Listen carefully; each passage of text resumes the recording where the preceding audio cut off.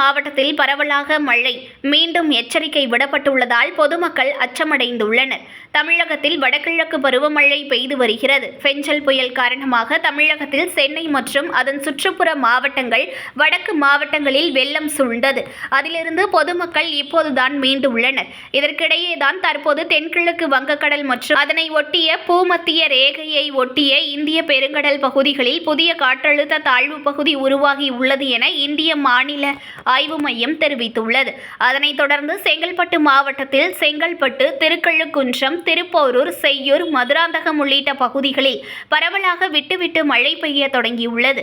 வானம் மேகமூட்டத்துடன் காணப்படுவதுடன் சாரல் மழை பெய்து வருகிறது. தொடர்ந்து 3 நாள் இந்த மழையானது நீடிக்கும் என தெரிகிறது. இதனால் மக்கள் எச்சரிக்கையாக இருக்க வேண்டும் என சமூக ஆர்வலர்கள் கேட்டுக்கொள்கின்றனர்.